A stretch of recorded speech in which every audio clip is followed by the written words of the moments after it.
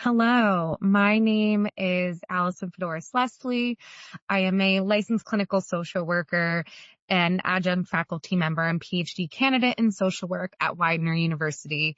And I'm going to be presenting today for the next hour or so about how social workers experience hope. So looking at how social workers experience hope in their clinical practice, what that means for social work more broadly as a profession, and what we can learn from these experiences of hope as we navigate a society that can be in so many ways hope diminishing. So what we're going to do today is we're going to look at a few definitions of hope that come from the research. I'm going to help us understand how we can best identify how hope is conceptualized in social work, how that might differ from some of the literature, and then giving us some understanding of really what it means to create and foster hope in social work practice as social workers. So this is all going to be coming from the research that I did as part of my dissertation. So I will go a little bit into the kind of the timeline and what that's looking like in terms of dissemination. But these will all be interviews that I conducted in the fall of 2024, conducted the data analysis and in the spring and this early part of summer, and now moving into more of, trying to understand what these findings are. So I'm going to start with just an introduction of hope, talking a little bit about why hope matters. Why does it matter for social work specifically? How do we understand hope? It's a word that we hear tossed around with other words that might come up for us when we think about faith, optimism, intention, desire, wish. So really trying to hone in on specifically in the context of this study and this understanding of hope, what I mean by that. I'll go a little bit into the study methodology, some themes and early findings, talk about what these implications really mean for social work and clinical micro practice, looking at macro practice, research, education, talk a little bit about where I think this research could go and what might be helpful in the future, and then kind of wrap things up. So hope is a word that we've all heard, we've all used, whether it's in our day-to-day life, in our work with clients. It's something that we hear and have an understanding of. It's something that some of my participants said, like, it when you see it, it's intangible. You can just understand it when, as a society, we have a shared meaning of what hope might be. So when we're looking at really where these definitions are coming from, we see them in psychology, theology, medicine. We see it as a cognitive process in which one has a goal that they are working towards. They have a goal-oriented mindset. We see it as a trait, a disposition that someone might have. Someone is a hopeful person. We see it as a philosophical ideal, something that we should aim towards, to have a hopeful outlook. And in social work and other similar helping professions, there's this understanding of it being an essential quality, something that someone has to have in order to do the work that we do. We have to believe in the capacity for change in our clients. We have to believe in the capacity that we can change our broader society in order to do the work that we do, show up every day.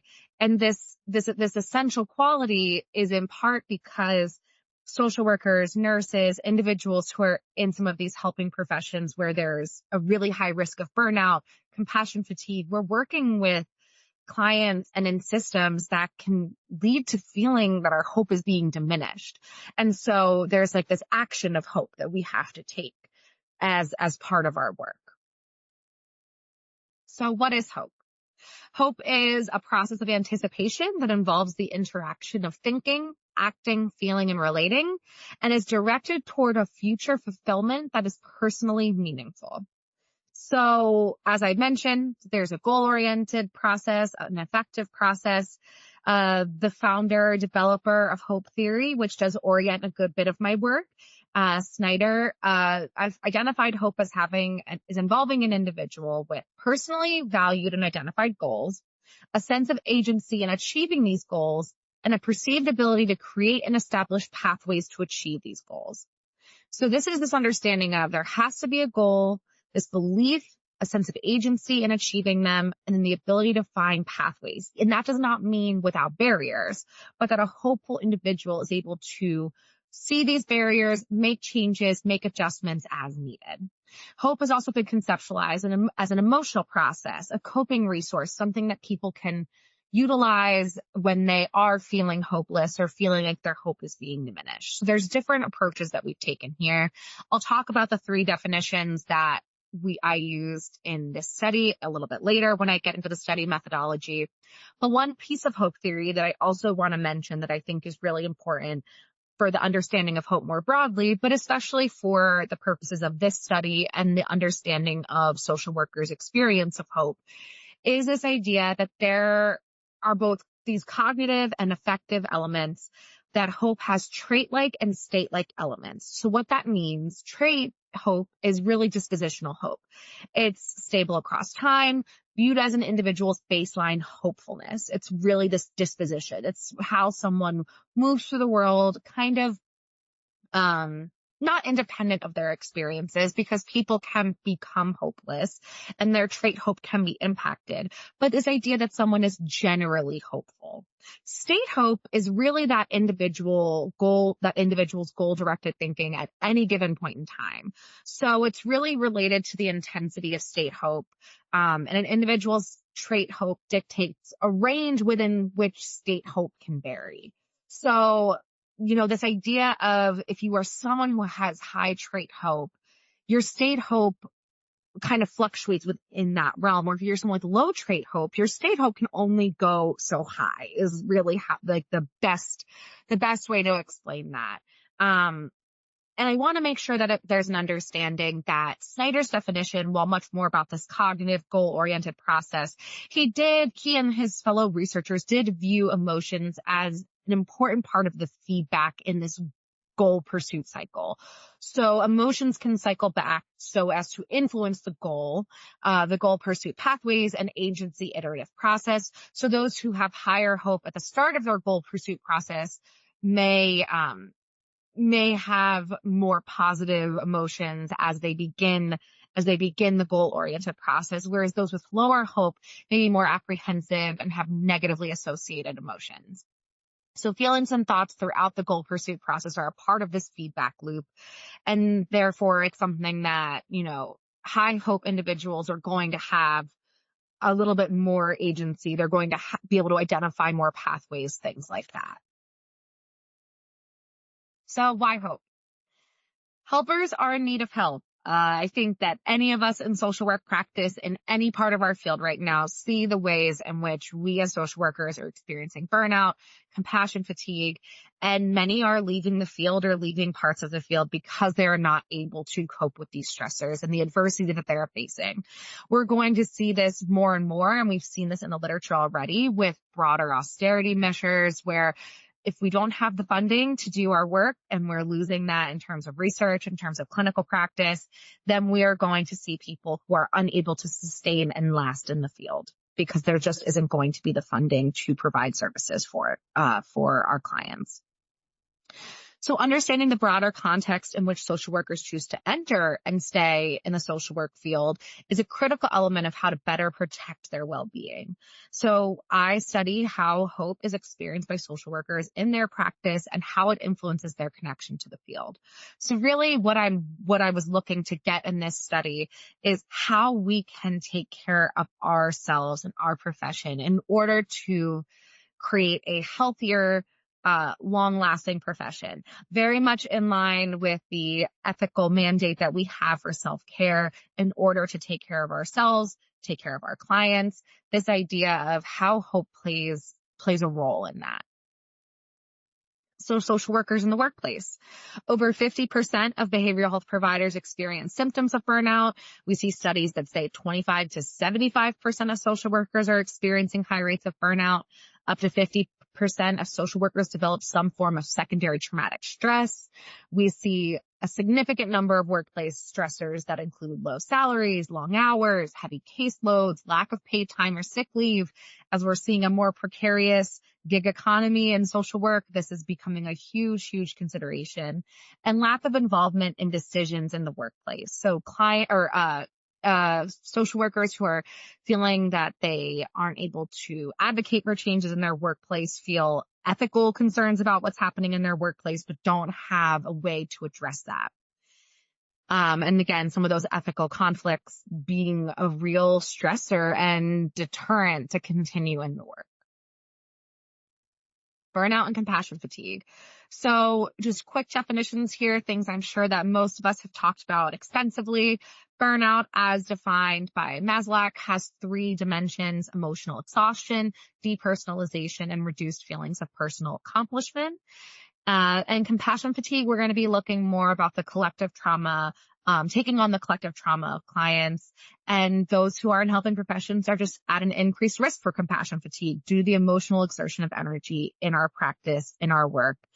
And I think one part of this that's really important is there are certain parts of social work that are just inherently going to lead us to be a little bit more vulnerable to these things. We're working with individuals who are experiencing trauma, who are experiencing significant stressors, and we are trying to help them navigate at times the hardest point of their life. And we're doing so trying to fight systems that are not always intuitive or easy to understand. So there really is this sense of some of these things are going to be a function of social work. And now it's how do we make these changes and incorporate hopefulness in order to counteract or address, mitigate some of these concerns. So why hope and social work? Higher hope individuals can better cope with adversity.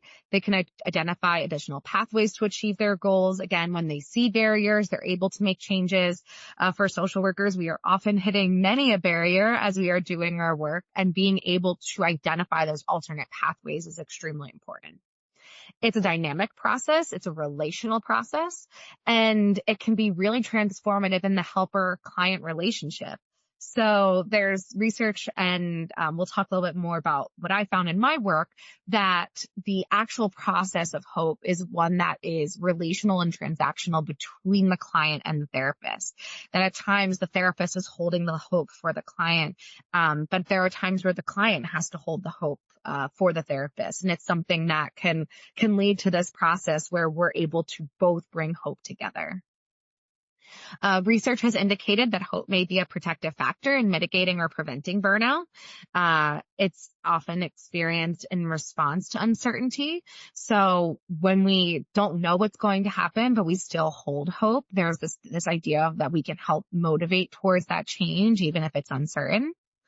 As mentioned, we work in systems that require us to address individual and systemic problems, so many barriers.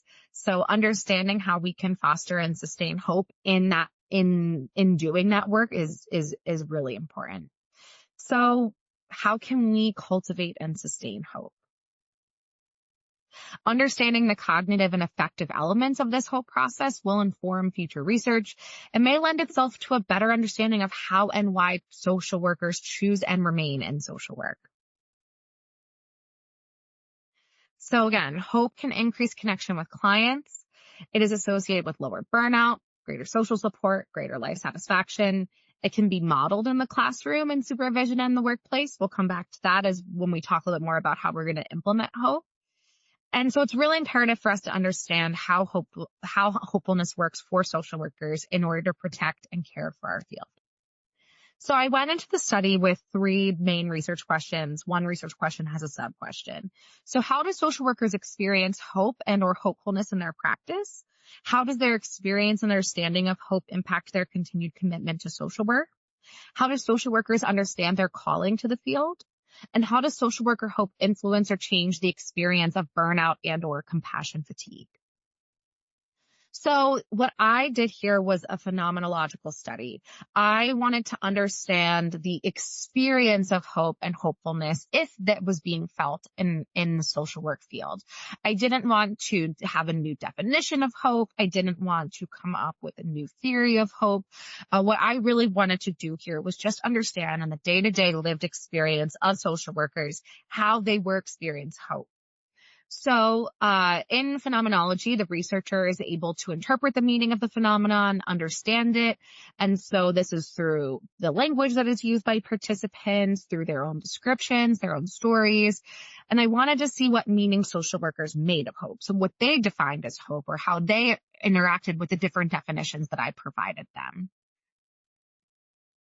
So my intended population was any social worker who was working in direct practice, working directly with clients for more than 50% of their work week. I wanted them to have at least 2 years of clinical experience post MSW. I did not require that they had a licensure, but I wanted them to be a little bit past that initial couple years after graduating with their MSWs. And they needed to be able to conduct a 60 to 90-minute interview in English, where we were going to talk about hope and hopefulness, their path to social work, their experiences of burnout and or compassion fatigue, and information. And halfway through, so the way I conducted the interviews was I had open-ended questions and qualitative work, giving them the opportunity to share their stories, answer these questions as they saw fit. And about halfway through, after speaking about, what brought them to social work, their experience, why social work, did they experience hope, how they knew they experienced hope, can you tell me about a time with a client? I then got to this idea of, we talked about hope and you've given me, words you associate with it, how you define or conceptualize hope. But here are 3 different definitions from the literature. And I did not introduce these as being more cognitive or effective. I gave them 3 leading definitions that I felt best encapsulated the breadth of hope research, and had them read through them, take a few minutes to review them. Then I invited them to reflect on some of what they'd already shared. Now with this context, I asked them to pick the definition that they felt most closely resonated with their experience of hope, their understanding of hope. I invited them to offer changes or edits to this hope definition. And then I offered the opportunity for them to really reflect specifically on the client experience they had mentioned as feeling hopeful with this new context. Did they feel like it changed or shifted their understanding of hope? What did that do for them? So I had 10 participants. I aimed to have 10 to 15 participants. I reached out to a variety of universities, and then I also reached out to a clinical listserv and invited individuals to fill out an eligibility survey. If they were deemed eligible, I reached out to them to schedule the interview. They also filled out a brief demographic survey, which is where we get this demographic information from. So what we see here is we have a pretty wide variety of ages. The majority of the participants identified as female. The majority identified as white or Caucasian. And almost all of them were only working in clinical practice in Pennsylvania. There were some who had who worked in Pennsylvania in addition to another state. 9 out of the 10 had their LCSW or equivalent licensure, and the really skewed more towards more than 10 years in social work practice. So it was really further into their career. This was not early career folks. These are individuals with a pretty significant amount of experience. I will also say that all but one were in some version of a private practice, whether that was their full-time job or their part-time job. So they had some private practice work. Some folks also worked in other types of direct service in addition to their private practice work. So it's important just to kind of give that context. We didn't really have a significant part of this group being in only agency work and things like that, or only schools. So these are the 3 definitions that I provided. First was Snyder's definition, again, talking about an individual with personally valued and identified goals, a sense of agency in achieving these goals, and a perceived ability to create and establish pathways to achieve these identified goals. The next is Dufault and Martocchio. This is the view of hope as a multidimensional dynamic life force characterized by a confident yet uncertain expectation of achieving a future good which, to the hoping person, is realistically possible and personally significant. They further outline two spheres of hope, generalized and particularized hope. Generalized hope focuses on a broad, positive overall view, while particularized hope captures a time-specific outcome. And then finally, we have Farron et al., which was the defining of hope as an essential experience of the human condition. It functions as a way of feeling, a way of thinking, a way of behaving, and a way of relating to oneself and one's world. Hope has the ability to be fluid in its expectations, and in the event that the desired object or outcome does not occur, hope can still be present. They outlined 4 central attributes: an experiential process, a spiritual or transcendent process, a rational thought process, and a relational process. So in providing these definitions, I did not have any participants select Snyder's definition. The majority picked Farron et al., with a few folks picking Dufault and Martocchio. So some themes and early findings. So what I'm going to do is talk about the main themes. Then each of these has some sub-themes. I'll include some quotes from some of the participants and really try to get an understanding and ground us in what was found in my research, some of which will echo what I've already spoken about in terms of the experience and understanding of hope, some of which might be a little bit different, and then we'll move towards kind of really understanding what this looks like more broadly for social work. So the first theme, hope is a part of a foundational framework from which social workers engage in social work practice. Hope is a necessary part of the social work process. And when faced with hope diminishing circumstances, social workers trait hope supports them in finding hope-inducing or sustaining practices. That second theme does have a small typo. I feel like no matter how many times you review something, it's not until you put it up that you realize, oh, there's of course that typo. So hope is a part of a foundational framework from which social workers engage in social work practice. This really echoes a lot of what I did find in the literature, where hope is not solely a mindset. It's not something that is a goal-oriented process. There is something about the hope that social workers experience that provides them a basis from which they can then move into the world and engage in social work practice. So my first sub-theme is that social workers have an innate orientation toward hope and hopefulness. Social workers view hope as both a motivator for and outcome of change. Social workers have individual definitions of hope that are based on their experience of hope in their practice. And social workers view their role as a steward of hope for clients. So I'm going to go into a little more detail for each of these and really try to also bring in some individual quotes. But something that I have been finding to be really interesting as I've worked through this process, and the way in which I did so was, reading through I guess I should mention a little bit about the actual reading through of these findings, developing these findings, is reading through these pages and pages of these transcripts. I transcribed all of the interviews and then was trying to see, where are these connections? What's coming up? What is really making sense here? And so there have been multiple versions of these themes where I started, trying just to make these connections, seeing what words are coming up together. And really found that there is something about social workers and their experience of their practice that is how they understand themselves, understand their work, how they engage in their practice, how they conceptualize themselves as social workers, with one interesting point being that the majority of the participants did not start in social work in their career. Some started in other helping professions, but very few really intended to enter social work specifically.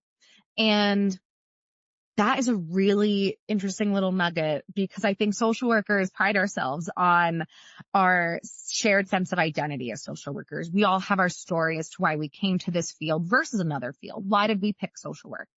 And for these participants, they all were referencing so many things that will sound familiar to us. They talked about really understanding the person and their environment and their context, understanding the social justice element as this, ethical mandate, as this core part of our field. And so really wanting to get a better understanding of what does this mean for social workers, and do they have a different view or experience of hope? So each of these participants displayed an orientation toward hope and hopefulness. They discussed this as part of both their personal understanding of hope as well as their application of hope in their broader social work practice. And this orientation was clear in how they described their experience of hope. Many talked about how it was foundational and how they viewed their clients, their work, the field. Many, and I'll get to this quote shortly, but multiple participants described hope as a light. They talked about as a light to guide clients, that it was their way of showing clients towards, their capacity for change, these opportunities for change.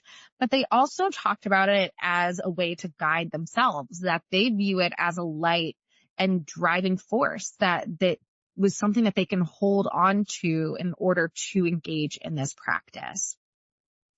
It was something, again, not only talked about in the clinical encounter, but really about having to hold this as a view in order to make and sustain change, in order to advocate for changes, especially in the broader sociopolitical climate. So I conducted these in the fall of 2024, in early winter. I conducted 8 of the total interviews, before 7 of the interviews before the 2024 presidential election. And there's a pretty clear, as we get closer to the election, just more conversation around politics, what it means to be a social worker, why we are called to engage and advocate for change. And then a sense of what do we do when that is being chipped away at and diminished. So that was a really interesting element of this motivator for change, but also hope is what we're trying to offer to people. So it's an interesting part of this process. Social workers have individual definitions of hope that are based on their experience of hope in their practice. Every single person who participated in the study believed that they experienced hope in their practice. They were able to identify and define what hope meant to them. They were able to associate words with hope, and there were upwards of 30 individual words associated with hope between the different participants. And then social workers view their role as a steward of hope for clients. So what I mean by that is that they feel that they are holding their hope. They are holding the hope for the clients, even when they aren't necessarily able to hold it themselves. So it's something that can be a bit transactional or relational. It's giving this process, and I'll talk a little more about the therapeutic or clinical process in a little bit. But really this idea, by showing up, by the social worker showing up and sitting there and holding it, they are the steward of hope for their clients. So 2 quotes that I have here. I said to some clients, I'll hold the hope. Since you don't have it, I'll hold the hope for you. And I think I have a lot of hope for my clients. I'm trying to think of if sometimes I think I can be more hopeful for the client than they are really capable of stepping into. And so then sometimes I feel like I'm just holding almost the curiosity, like I have the hope, but I don't know if you can. So this idea of not really knowing what it means for the client to hold the hope, but they're going to hold it for them. Hope is the light that guides most of us. And if you don't have hope, your life and world and perspective is pretty bleak. I think one can be hopeful regardless of one's circumstances, although certainly it's easier to be hopeful when life's going well for you. I've never thought that question before, but if I were to try to, in this moment, what seems clear to me is that hope is a guiding principle that enables us to persevere through difficult times and enjoy the good times. So again, before going on to the next theme, just really honing in on this idea of this is part of this innate experience of being a social worker. It's important for how they engage in their practice. They associate hope with change for their clients, for themselves, for broader society.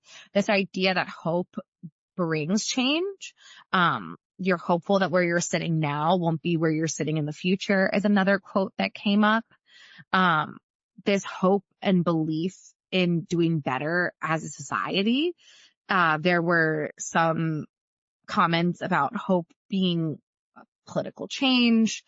So really just wanting to make sure that we have an understanding of like where social workers are coming from in this. So hope is a necessary part of the social work process. So the relationship between clients and social workers is a site for hope development and hope sustainment. The relationship social workers have with each other is a site for hope development and hope sustainment. Social workers view hope as both an action-oriented and somatic affective process. So social workers view hope as requiring action in order to facilitate change. And social workers have an emotional response when witnessing hope as part of the social work process. So I have a lot of quotes that support these that I do want to get to, but the relationship between clients and social workers being a site for hope development and hope sustainment. Not just the social worker showing up and modeling hope, but just that the social worker even showing up was an opportunity to show the client that I believe in you. I believe in your capacity for change. I believe that we can do good work together, and I'm going to show up each week or however frequently we meet, and that being an act of hope, that being something that shows the client that they have the capacity for hope. But also, and part of that process, and again, we're not only talking about clients here, we're talking about how social workers experience hope. This is their perception of this process. And this view that social workers are witnessing hope in their clients showing up each week. No one is coming to therapy if they don't believe in some capacity for change. They're just showing up is this hopeful action. So we'll talk a little bit more about that. The relationship social workers have with each other as a site for hope development and hope sustainment. So that social workers were utilizing trainings, supervision groups, peer supervision groups, going to their supervisors and doing so in order to engage in their practice in a hopeful way. One participant talked specifically about teaching early career social workers and how that was such a place of being able to, kind of let go of some of these hope diminishing elements of the work and see people who were so excited to enter the field and are passionate and energetic and have a very clear connection as to why they have chosen social work, and being able to be in community with those individuals was this opportunity to further develop their own hope as the social worker. And then social workers view hope as both an action-oriented and somatic affective process. So social workers viewing hope as requiring action in order to change. It's not something that's going to happen passively, both in terms of the change that might be happening in the client and therapeutic relationship, but really talking about changing society more broadly. And, fighting against this nihilistic doomsday view and choosing hope as like a political stance and a political choice. And then social workers having an emotional response when witnessing hope as part of the social work process. Many of the participants, when describing how they knew when they saw hope, had a physical sensation that they could identify. They talked about feeling light or the sun on their face. They talked about feeling a warm sensation in their body. They talked about relief. That was a big topic of conversation in multiple interviews, was this idea of, I feel so relieved when I can see that my client is changing, is having a shift that I view as hopeful, that we're reaching a goal or we're seeing how we can reach a goal. And that this witnessing of the hope of the process was what gave the social worker hope, made them feel hope. And kind of like, okay, it's working. This response to imposter syndrome or feeling disappointed, disillusionment, like really being able to get comfortable in the work and feel confident in the work. That word confidence came up multiple times as well. So again, showing up, being present, the role that the social workers, are sometimes holding the hope for clients, but then clients are holding it as well. The coming together, being part of this hopeful process.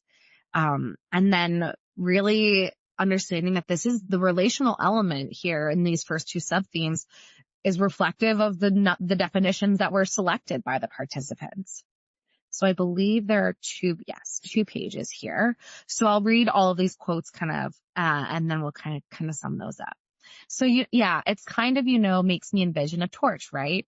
We're constantly passing a torch when their clients seeing me, I know some of these might be a little choppy, I kept all of the ums and the misspeaks, but hopefully I can, as we're reading through, I might clean it up a little bit. So if there's clarity there. And so maybe I'm holding the torch for them, but certainly I'm human too. And so my therapist or my friend is holding the torch for me. And I think we're all just kind of holding this torch of hope, wishing for the best. And we don't always have hope. It comes and goes. I think it's always a little there under the surface, right? Because it's this life force we talked about. But I think in any therapeutic setting, any setting with social work that's relational, I'm holding on to hope. And that person's holding on to hope too. And it's kind of why we've come together in that moment. So it's why the client has showed up. It's why the therapist has showed up, or the social worker has showed up. Again, this idea that kind of, we talked earlier about the orientation toward hopefulness. There's also this idea of, well, I need to be hopeful in order to be here. I wouldn't be here if I wasn't hopeful.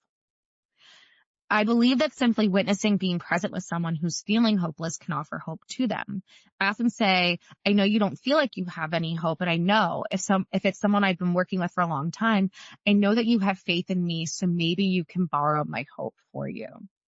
And what I loved about this quote was this idea of this person not having hope right now can be temporary.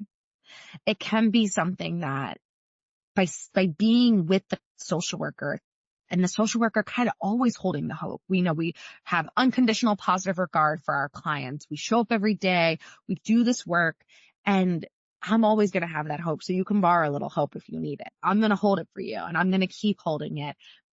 And you might not feel it quite yet, but a little fake it till you make it. Borrow some from me, and then let's see how we move forward. I don't believe feelings are just things that happen inside of us, or our values are things that just happen.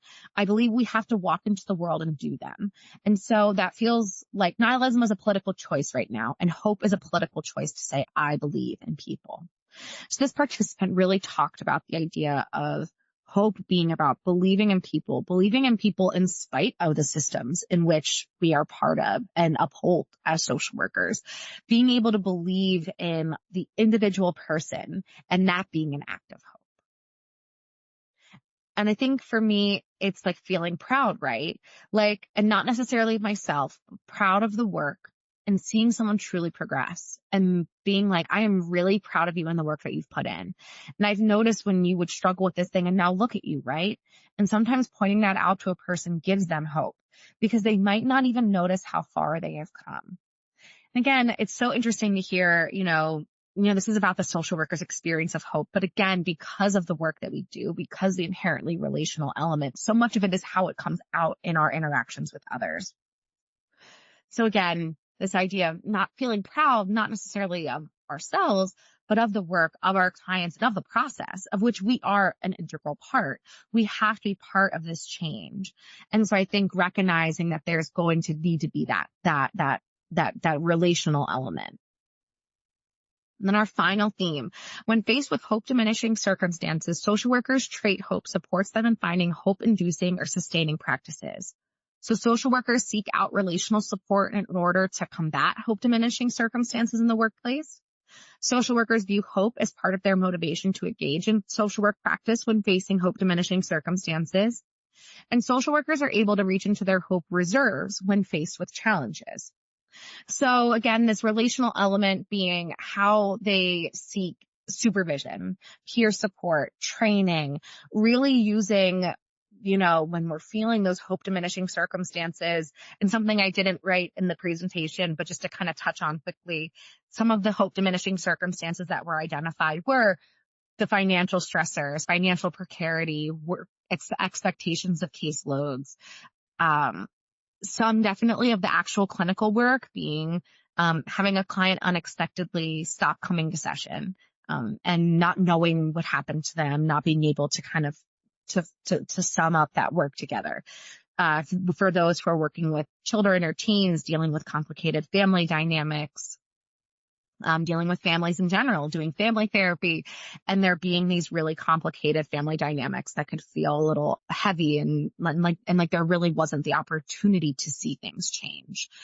And then some administrative elements. So dealing with insurance, notes, and the things with those, some of it being the financial element, but some of it being that this was taking away from the good work that needs to be done, and not being able to focus on what really mattered. So in face of that, seeking peer support, supervision to try to reorient themselves to their goal process and their hope process. Then social workers view hope as part of their motivation to engage in social work practice when facing hope diminishing circumstances. So hope is part of what allows us to keep doing the work. We believe in the hope process. We hold hope in the face of hope diminishing circumstances for ourselves and for our clients. And then social workers are able to reach into these hope reserves when faced with challenges. So even when they may be starting to feel some of those, some of that burnout, some of that compassion fatigue, that they're kind of able to reflect back on those hopeful moments. And one interesting thing that came from these interviews was that multiple participants thanked me for the interview as a way for them to kind of re-engage with their hope and to understand that even this interview was part of that process, because they were able to look back on and reflect on their hope in a way that was really meaningful. So 2 quotes here, and then we will get a little bit more, into kind of what this means for social work. Hope is light. Hope is a little anxiety inducing too. Hope is hopefully the dream fulfilled. I think hope is a light really that keeps us going. For me, it's a driving force in everything I do. We encounter so many hardships in our lives. Everyone has so many difficult things that we manage every single day. And I think hope is what keeps us going. Whether it be we're hoping to get that new job, we're hoping to take care of our children and get them a better life. I think we're all kind of, trying to actualize and reach a point where we feel fulfilled. And I think hope is kind of the gasoline or the fuel that keeps us going in life. And then if you don't have hope that something's going to change, then you really shouldn't be doing this kind of work. Because yes, we should be sitting with people's pain, but the purpose is to also help them understand that things should get better. So again, there's like this future-oriented element here. I'm kind of thinking back to the earliest part of this presentation and some of the language that was used. I hope that we can see how that echoes throughout what some of these participants shared. So a quick plan for timeline of how this will be disseminated, and then getting into really what does this mean for social work. So my plan is to finish the findings chapter, much of which I just shared with you, in the early fall, a full dissertation draft by late fall 2025, focusing on revising that dissertation and defending it in the winter and spring. And then this summer, really trying to write manuscripts. Again, really, what does this mean for social work? What can we actually learn from this, and how can this be applied? So what does this mean for social work? This is why, when I proposed this presentation, I had been sitting with this data, sitting with these words, sitting with these experiences, And I was trying to really parse through, what does this actually mean in social work practice? And while I spoke with clinicians, I also really wanted to understand what this means for social work research, what this means for education. So getting a little bit into what this is going to look like. Removing administrative barriers and financial precarity. I'll talk about that a little bit more. Language of hope in the classroom. So moving away from hope diminishing language, like everyone will burn out eventually.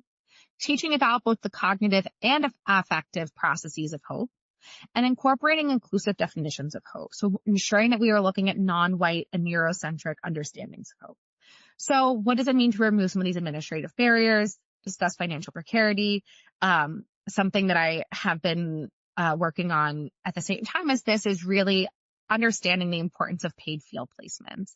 Taking away that financial burden for students who are either forced to continue paid work that takes away from their studies and their placements, or students who are going into very, very significant debt because they're taking on this unpaid field placement.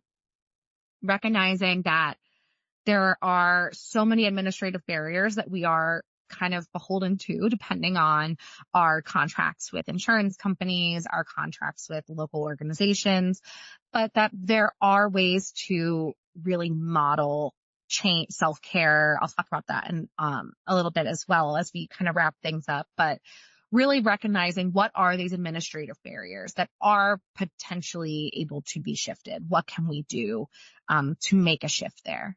Language of hope in the classroom. This was something that I experienced, heard from participants, have heard from many of my social work friends, but this idea of everyone's going to burn out eventually. That's when you go to practice. Everyone's going to burn out, and that's when you go into a leadership role because you can't do the clinical work anymore. Yeah, you're going to start in an agency and they'll burn you out. And this idea of, well, that's a pretty clear way to not want to find, talk about not looking at for different pathways, not talking about not having agency. So trying to incorporate hope sustaining language, really trying to foster what that would look like in the classroom. And I think some of that is challenging as we're supporting students in learning about our social welfare, social work history, and seeing the chipping away at many of the systems and protections that our clients have and that we as a society have. It's a very hope diminishing time in that way. And so we're going to have to find new ways to talk about what we do in the face of that in order to bring hopefulness in the classroom. Teaching about both the cognitive and affective processes of hope. Again, so much of hope theory is what is the basis for most of the literature. We're really talking about, and it's a good basis. It's really helpful for us to understand that goal-oriented process and those pathways. But it's also important for us to understand that for many people, there's a spiritual element to hope. There's a faith-based orientation of hope. There is an emotional, physical, somatic sensation. And so we need to really understand that there's lots of ways that people understand and experience hope, and how can we teach these in social work. And then incorporating inclusive definitions of hope.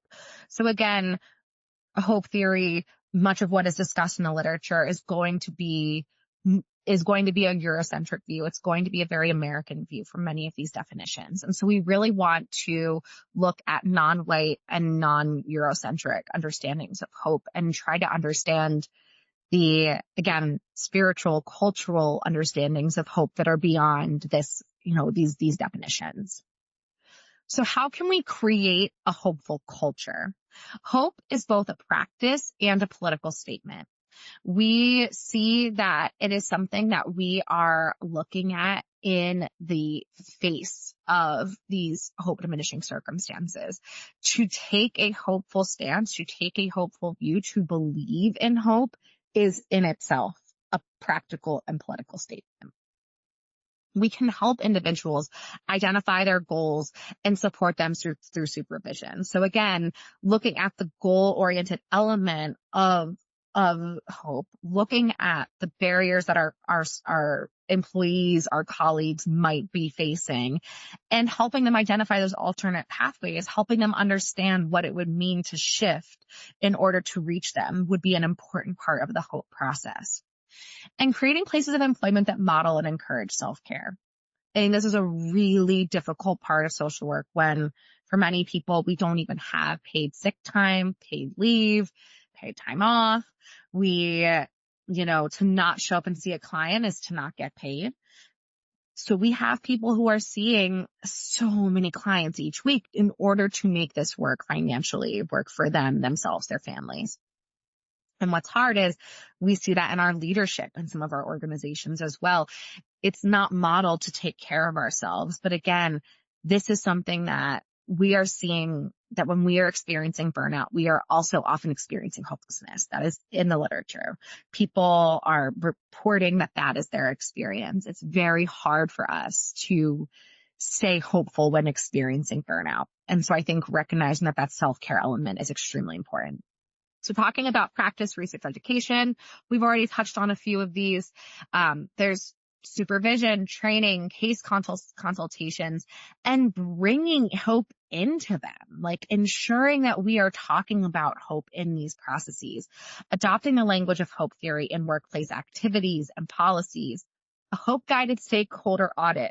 This is something that I found in the literature that I really, really liked, which was essentially talking to the stakeholders of our organizations, our practices, so the therapists, the clients, the people that we serve, and trying to find ways to incorporate and identify hope practices. And then cultivating and developing hope in the therapeutic relationship. That really was a big part of obviously interviewing these clinicians, because they were doing clinical work. This was really about how hope was showing up for them in their clinical practice, in their therapeutic relationship. And it was something where they felt hope in seeing their clients change. They felt like they could bring and hold the hope for their clients. That was part of their job each time, was to show up and be holding that hope so that the client could use that hope. Research, developing a deeper understanding of how social workers experience hope in different types of social work practice, especially those with with fewer supports and more financial precarity. So again, how can we ensure that we are addressing some of those issues?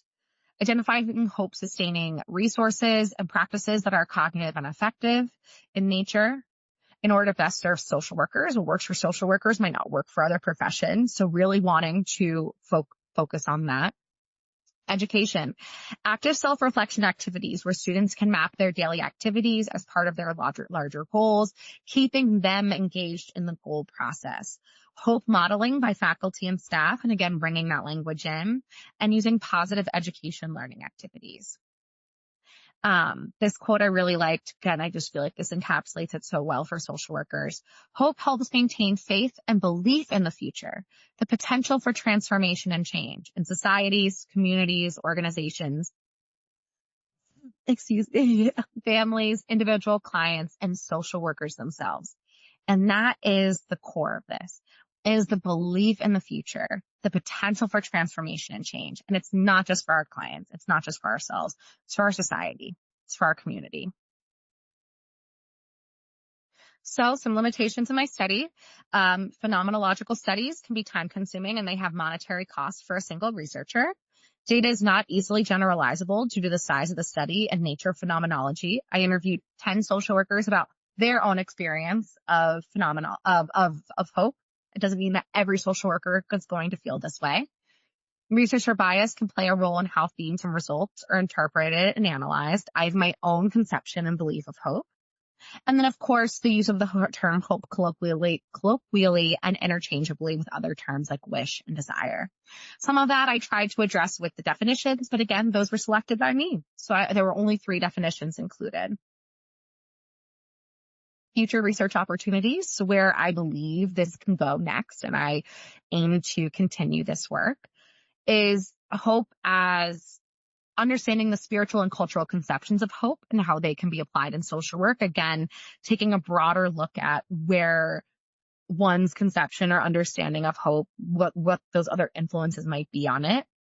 exploring the transaction of hope in the therapeutic relationship, how it's shared, there's this give and take, how is it held together, what those things can look like, incorporating hopeful practice in social work education and early social work careers.